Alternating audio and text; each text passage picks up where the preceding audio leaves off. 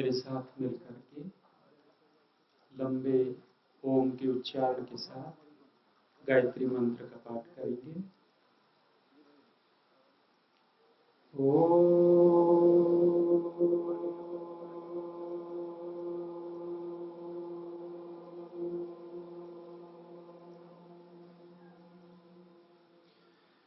भूर्भुवः स्वः तत्सवितुर्वरेण्यं भर्गो देवस्य धीमहि धियो यो नः प्रचोदयात्। ॐ विष्णुः कर्माणि पश्यत यतो व्रतानि पस्पसे इन्द्रस्य युज्यः सखा इन्द्रस्य युज्यः सखा। ॐ शान्तिः शान्तिः शान्तिः।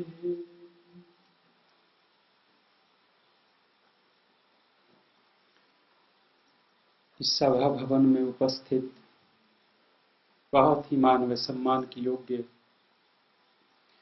पूज्य आचार्य सत्यजित जी, माननीय स्वामी जी महाराज, अनेक गणमान्य विशिष्ट अतिथिमान भाव, इस कार्यक्रम के आयोजक महानुभाव, मातृशक्ति, धर्म प्रेमी सज्जनों, बहुत ही उत्तम विचार अभी आप सब ने पूज्य आचार्य श्री से सुने हैं और आप एक प्रश्न को लेकर के यहाँ एकत्रित हुए हैं।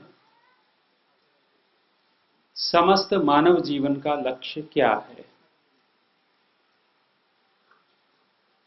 अन्य शास्त्रों को पढ़ने से ऐसा प्रतीत हो रहा है कि ये जो प्रश्न आपने उठाया है, रखा है, ये वर्तमान का प्रश्न नहीं है।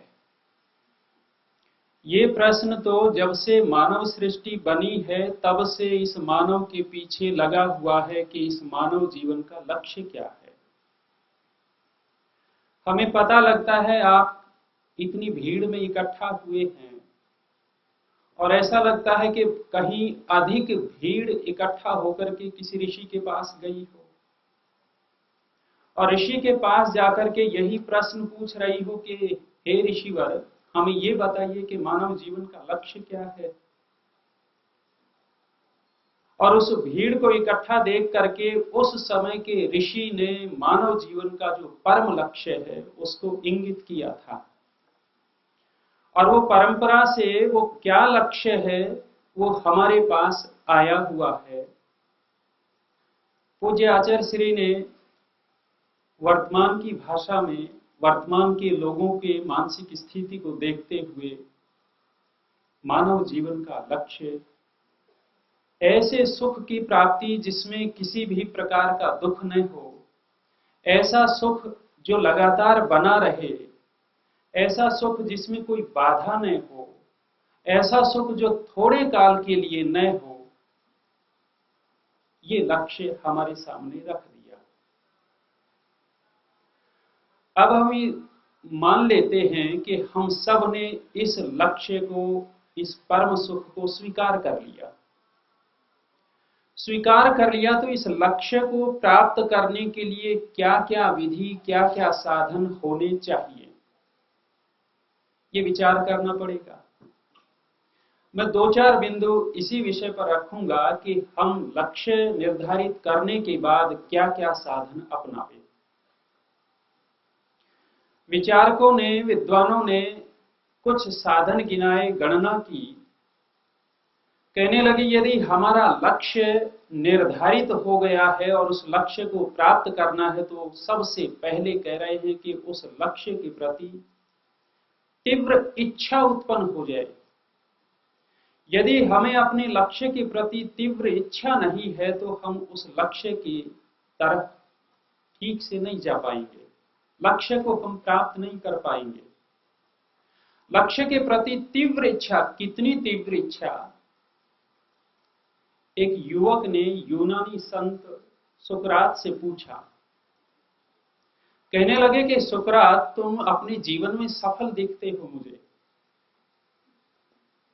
तुम्हारे जीवन में मुझे अशांति, दुख की रेखाएं नहीं दिख रही।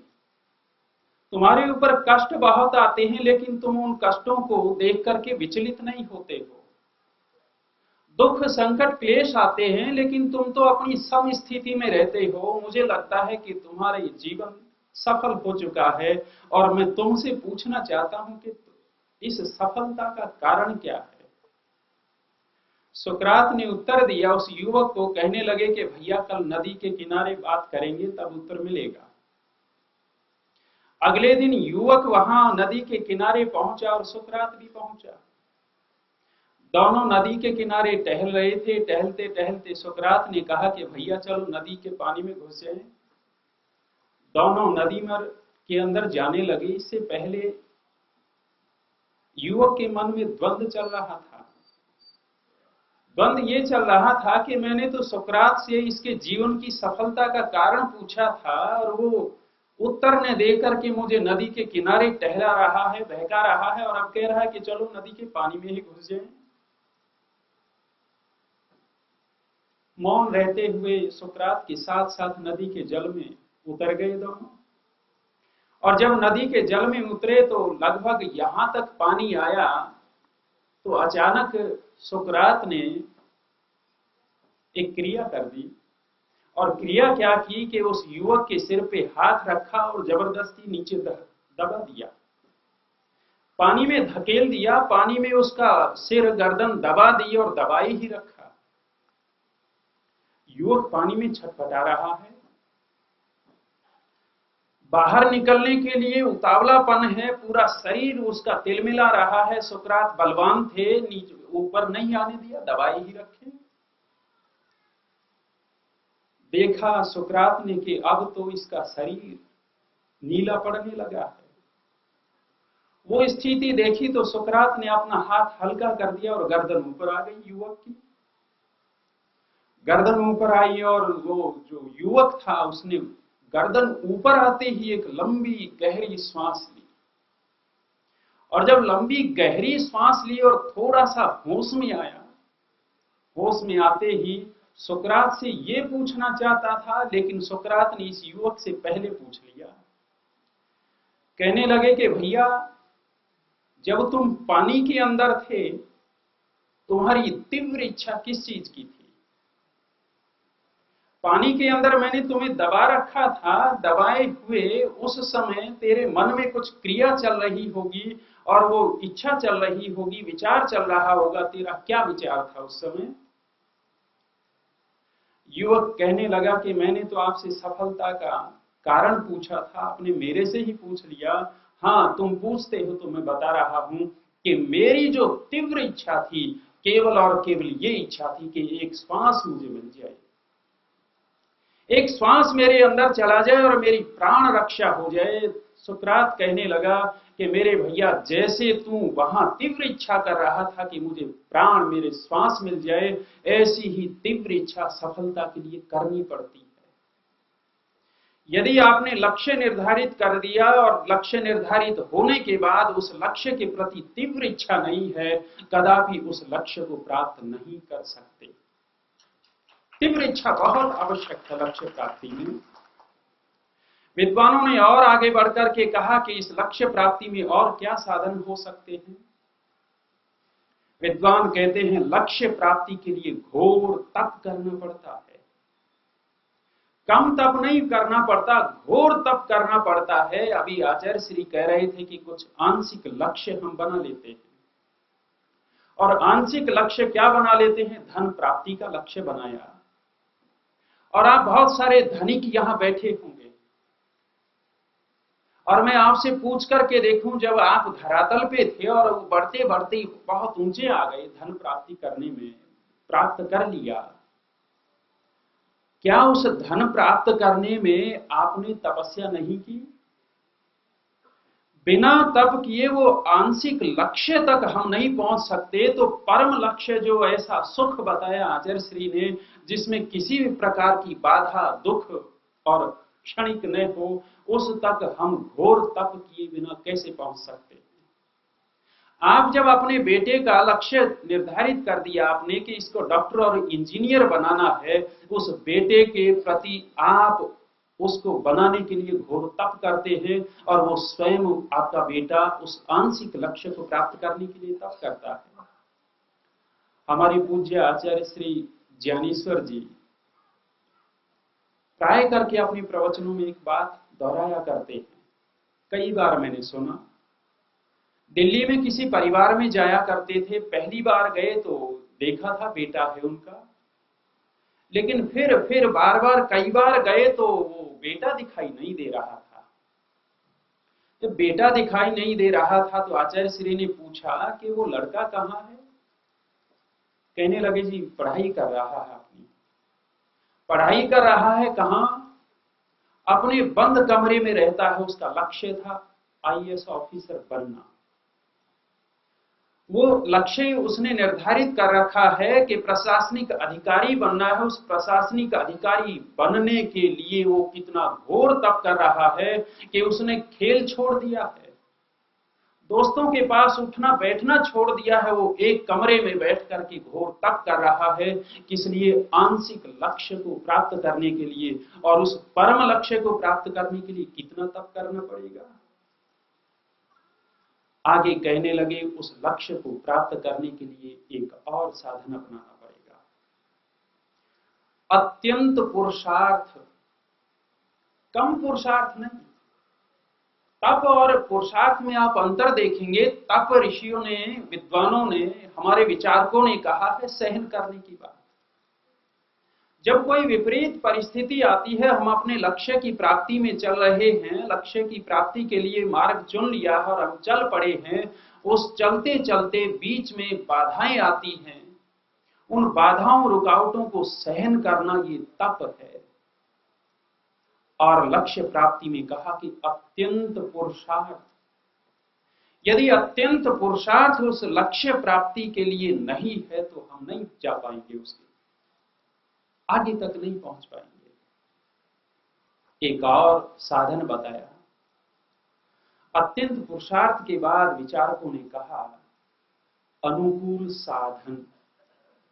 यदि अनुकूल साधन हमारे पास नहीं है तो हम लक्ष्य तक नहीं पहुंच सकते। आपने धन कमाने के लिए स्वास्थ्य गंवा दिया।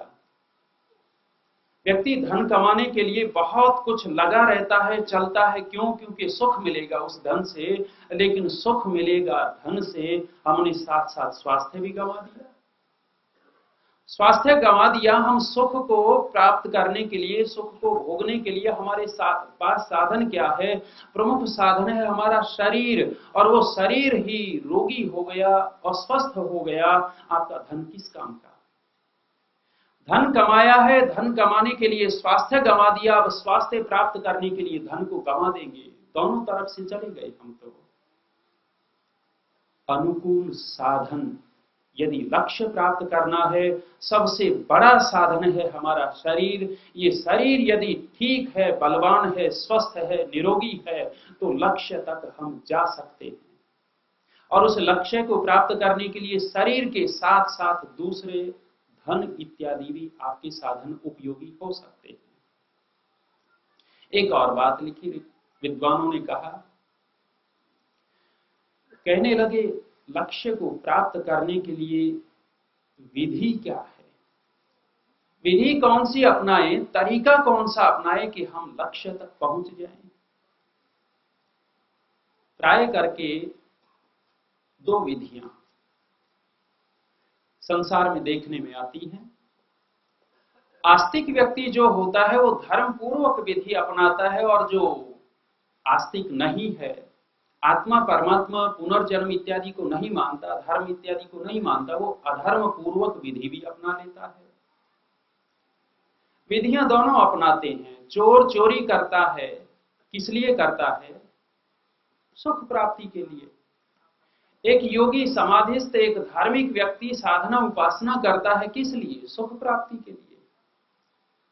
लक्ष्य तो दोनों का एक ही है। वो समाधिस्थ व्यक्ति, धार्मिक व्यक्ति, योगी व्यक्ति साधना करता है, परमात्मा की तरफ जाना चाहता है, सुख ही लक्ष्य है। और वो चोर चोरी कर रहा है, धन प्राप्त करेगा चुरा करके, उसका भी लक्ष्य सुख ही है। लेकिन तरीके दोनों के अलग अलग हैं सुख प्राप्ति के। कुछ वर्ष पूर्व एक कन्या का विवाह हुआ। कन्या का विवाह हुआ और विवाह हुआ, ससुराल गई। ससुराल गई तो आजकल की कन्याओं को, बहनों को सास कम पसंद आती है, ऐसा लगता है। कम पसंद आती है इनको सास, दूसरी चीजें बहुत सारी पसंद आती हैं। तो जब ये ससुराल गई तो इसको अपनी सास की क्रियाएं, चेष्टाएं पसंद नहीं आती थी। अपनी सास को इतना अच्छा नहीं मानती थी। जब अच्छा नहीं मानती थी तो इसकी क्रियाएं सास के प्रति अच्छी नहीं होती थी। जब हम किसी को अच्छा नहीं मानते तो उसके साथ हम व्यवहार भी अच्छा नहीं कर पाते, अच्छा नहीं करते। जब इसने देखा कि सास तो ठीक नहीं लग रही मुझे, तो ये भी क्रियाएं अच्छी नहीं कर रही थी, तो दोनों में वैमनस्य शुरू हो गया। जब वैमनस्य शुरू हुआ तो इस कन्या का पति जो था, माँ और पत्नी के इस वैमनस्य से वो भी बेचारा दुखी रहने लगा। जब दुखी रहने लगा, दोनों के क्लेश से ये भी पिसने लगा और दोनों का कलह बंद नहीं हो रहा। सज्जनों, माताओं, आप देखेंगे कि हमारे सुख में जो बाधक होता है, हम उसको बहुत जल्दी उखाड़ करके फेंकना चाहते हैं। और ये भारतीय संस्कृति ऐसी है कि इन बहुओं को अपने सास के नीचे रहना ही पड़ता है। और यदि ऊपर उठने लग जाए तो सास चारों तरफ की अड़ोस पड़ोस की माताओं को इकट्ठा करके बहू के विषय में बहुत सारी बातें। इस बहू से, इस लड़की से अपनी साहस की जब अति हो गई, सहन नहीं कर पा रही, इसने एक उपाय सोचा कि सास को जड़ से उखाड़ करके फेंक देंगे, बीच से हटा देंगे। और उपाय क्या सोचा? ये अपने घर पे आई। घर पे आकर के पिताजी को समस्या बताई और इसको पता था कि मेरे पिताजी के एक मित्र हैं जो वैद्यगिरी करते हैं। कहने लगी कि पिताजी मुझको वैद्य जी के पास ले चलिए। पिताजी वैद्य के पास ले गए और पास ले गए तो इस लड़की ने अपनी समस्या रखी और समस्या रखने के बाद कहा कि मैं अपनी सास को बीच से एक तरफ करना चाहती हूँ, उसका उपाय क्या है? लड़की ने निर्णय कर लिया था कि सास को तो जहर दे करके मार देंगे। मार मत देना कोई ऐसा सोच ले। उसने ये निर्णय लिया। वैद्य ने भी कहा कि मेरी बेटी, जैसे तू अपनी पिता की बेटी है ऐसी मेरी बेटी है, और तेरे दुख को मैं देख नहीं सकता, मैं तेरे को अवश्य जहर दूंगा, और ऐसा जहर दूंगा तेरी सास तूने दिया और मरेगी तत्काल। वैद्य ने कहा कि लेकिन मेरी बेटी, देखो उस लड़की ने कौन सी विधि अपनाई है, इस पे ध्यान दीजिएगा। कहने लगे कि मेरी बेटी, यदि मैं जहर दे देता हूं और तू ले जा करके अपनी सास को खिलाएगी, खिलाते ही तेरी सास मर गई, मरते ही संशय शक किसके ऊपर होगा? कहने लगी कि वैद्य जी, वैमनस्य तो हम दोनों का चल रहा है, संशय तो मेरे ऊपर होगा। तो वैद्य कहने लगे कि मेरी बेटी, तेरे ऊपर संशय न हो ऐसा मैं उपाय बताता हूं। उपाय वैद्य ने कहा कि मैं स्लो पॉइजन दूंगा, मंद विष दूंगा जो धीरे धीरे असर करेगा। बहुत अच्छी बात, स्वीकार किया। साल 6 महीने में असर करेगा और मर जाएगी, संशय नहीं होगा। दूसरी बात कहने लगे कि बेटी एक काम और करना, यदि तू ऐसे ही उसको साल 6 महीने तक जहर खिलाती रही फिर भी तेरे ऊपर संशय होगा। क्यों? क्योंकि तुम ऐसा ही व्यवहार रखोगी तो हाँ, जाकर के जहर भी देना है और अच्छा व्यवहार करना है, प्रेम पूर्वक व्यवहार करना है सास के साथ। और तू जहर देगी, तेरे ऊपर संशय नहीं होगा। स्वीकार किया और कहने लगे कि एक और काम करना। दो बातें हो गई, मंद विषय हो गया। दूसरा कहा कि ये जो जहर तू देगी थोड़ा थोड़ा साधारण भोजन में मत देना, बहुत अच्छा भोजन बनाना और अच्छा भोजन बना करके मिला करके खिलाएगी। तेरी सास उस अच्छे भोजन के लालच में पूरा जहर खा जाएगी और वो बचेगी नहीं। स्वीकार की और वैद्य ने एक बड़ी सी पुड़िया उठाई, सफेद सफेद पाउडर की, उस कन्या को दिया और कहा कि जा, तेरी सास नहीं बचने वाली। और वो कन्या अपने ससुराल में आई, नित्य प्रति बहुत अच्छा भोजन बनाती है, छिप करके एक चुटकी मिला करके सास के सामने रखती है। व्यवहार बदल दिया, बहुत प्रेम पूर्वक व्यवहार सास के साथ कर रही है। इस लड़की का व्यवहार ठीक है तो सास भी बहुत अच्छा व्यवहार कर रही है। बीत गए लगभग 4-5 महीने। 4-5 महीने बीते तो दोनों सास और बहू में वो जो व्यवहार परिवर्तित हो गया था, प्रेम में बदल गया। सास बहू को चाहती है और बहू सास को चाहती है, दोनों में प्रेम बन गया। और प्रेम बना तो बहू ने सोचा कि ऐसी सास मारने लायक नहीं है। अरे इसको मार दिया तो सारा सब कुछ चला जाएगा, लेकिन जहर तो दे रही है रोजाना। 4 महीने हो गए। अब बहू के मन में है कि सास बच जाए, मरे नहीं, और मैं मारूंगी नहीं इसको। उपाय क्या है? तत्काल दौड़ी वैद्य के पास और जाकर के कहा कि वैद्य जी, मेरे से भूल हो गई और इस जहर की कोई काट बताओ कि ये जहर जो मंद विष में देती रही, ये जहर उसका उतर जाए। मैं सास को नहीं मारना चाहती, वो तो मेरी मां की तुल्य है। व्यवहार बदल गया। वैद्य जी ने उसकी बात सुनकर के मुस्कुराने लगे। थोड़ी हंसी आ गई, और हंसी आई तो वैद्य कहने लगे कि मेरी बेटी, मैंने तेरे को जहर दिया ही नहीं, तेरे को तो जहर मैंने दिया ही नहीं था।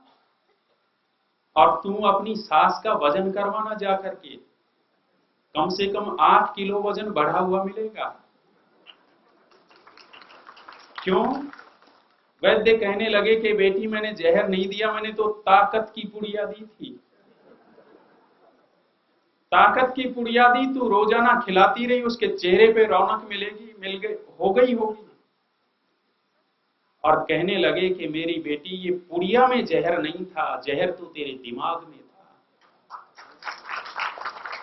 मैंने जो व्यवहार तेरे को बताया है वो धर्मपूर्वक व्यवहार था, और तू जो करना चाह रही थी वो अधर्मपूर्वक था। विधियां दोनों हमारे सामने होती है सज्जनों माताओं। हम लक्ष्य को प्राप्त करने के लिए कौन सी विधि अपनाएं? हम धर्म पूर्वक विधि अपनाएं या अधर्म पूर्वक विधि अपनाएं? वो जहर खिला देती, जहर खिलाना अधर्म पूर्वक उसकी विधि थी, लेकिन वैद्य ने जो उसके दिमाग का जहर निकाला वो धर्म पूर्वक विधि का बता दी कि सास से कैसे समन्वय हो सकता है। जब व्यक्ति प्रेम पूर्वक व्यवहार करेगा, अच्छी तरह खिलाए पिलाएगा, समय देगा उनको, तो क्यों न वो व्यक्ति उसका बनेगा। ये है धर्म पूर्वक विधि। एक छोटे से लक्ष्य को प्राप्त करने के लिए उस बहू ने ये दोनों विधियों का प्रयोग करके देख लिया। अपनी विधि भी अपनाई अधर्म पूर्वक, और वैद्य की भी विधि अपनाई धर्म पूर्वक वाली। विजय किससे मिली? आप स्वयं चिंतनशील बैठे हुए हैं, विचार सकते हैं कि विजय तो केवल और केवल धर्म पूर्वक विधि से मिलेगी। लक्ष्य प्राप्ति के लिए विद्वानों ने और आगे संकेत किए। कह रहे हैं कि लक्ष्य प्राप्त करना है तो उस लक्ष्य प्राप्ति के लिए धैर्य बहुत आवश्यक है। यदि हम धैर्यशील नहीं हैं अपने लक्ष्य प्राप्त करने के लिए, उतावलापन है, बहुत जल्दी मुझे मिल जाए, ये उतावलापन कहीं न कहीं हमें भटका देगा। हम उस रास्ते को छोड़ करके कहीं और चले जाएंगे, भटक जाएंगे। इसलिए विद्वानों ने कहा है, यदि लक्ष्य प्राप्त करना है, एक विधि अपनाना, धैर्य रखना। धैर्य रखेंगे तो धीरे धीरे कभी न कभी हम उस लक्ष्य तक पहुंच जाएंगे। और भी बहुत सारे साधन विधियां हो सकते हैं, आप विचार सकते हैं, विद्वानों के ग्रंथों को पढ़ करके और ज्यादा निकाल सकते हैं। हाँ, यदि लक्ष्य निर्धारित हो गया है तो, यदि लक्ष्य निर्धारित नहीं हुआ है तो ये विधियां भी बेकार हैं। वृद्ध व्यक्ति से युवक ने पूछा कि दादा ये मार्ग कहां जाता है? दादा ने पूछा कि बेटा तुझे जाना कहां है? कहने लगा ये तो मुझे नहीं पता कहां जाना है। दादा कहने लगा कि भले व्यक्ति फिर इसी रास्ते की क्यों पूछ रहा है, किसी भी रास्ते पर चल पड़। जब तुझे ये ही नहीं पता कि कहां जाना है और रास्ते की इसकी पूछ रहा है कि कहां जाएगा, तो इस रास्ते का क्या है? कोई भी रास्ता पकड़ ले और पकड़ेगा तो कहीं न कहीं पहुंचेगा तू। हाँ, यदि रास्ता, यदि लक्ष्य निश्चित हो गया है तो वो रास्ता आपको कहीं न कहीं उस लक्ष्य तक कभी न कभी पहुंचा ही देगा। मैं कह रहा था कि ये प्रश्न जो आपने उठा रखा है, जिस प्रश्न के लिए आप यहाँ एकत्रित हुए हैं, ये प्रश्न आज का नहीं है, ये प्रश्न प्राचीन काल से चला आया है। आप जितनी भीड़ में इकट्ठा होकर के यहाँ बैठे हैं, इससे कहीं बड़ी भीड़ में मुझे लगता है कि उपनिषद के ऋषि के पास वो भीड़ गई। मुंडकोपनिषद ऋषि के पास गई और जाकर के यही बात रखी थी कि हे ऋषिवर, हमें ये बताओ कि समूचे मानव जाति का लक्ष्य क्या है। और उस लक्ष्य को एक वाक्य में उस ऋषि ने कह दिया। यहाँ ऐसे सुख की बात कही है और वो सुख वही है जो ऋषि ने कहा। वो वाक्य बोल करके मैं अपनी वाणी को विराम देता हूं। ऋषि ने कहा था, प्रणवो धनु सरो ही आत्मा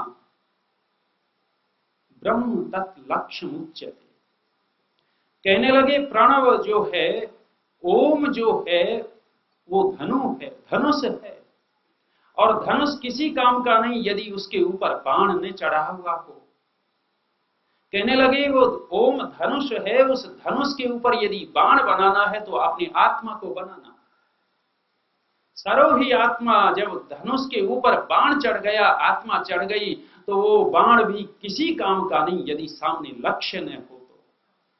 ऋषि ने कहा ये धनुष हो गया ओम प्रणव, आत्मा हो गई तीर, और कहने लगे ब्रह्म तत् लक्ष्य मुच्यते, वो ब्रह्म ही हमारा लक्ष्य है, अर्थात परम सुख ही हमारा लक्ष्य है। ऐसा सुख जो आचार्य श्री ने रखा, जिसमें किसी भी प्रकार का दुख न हो, जिसमें किसी भी प्रकार की बाधा न हो, जो लगातार बना रहे। और लगातार बने रहने वाला सुख यदि कहीं है सज्जनों माताओं, तो ऋषि की भाषा में तो केवल और केवल ब्रह्म ही है। उस ब्रह्म तक पहुंचेंगे तो वो सुख हमें अवश्य मिलेगा। निश्चित रूप से यही हमारे मानव जीवन का लक्ष्य होना चाहिए। हो सकता है और आगे आप विचार करेंगे। मैं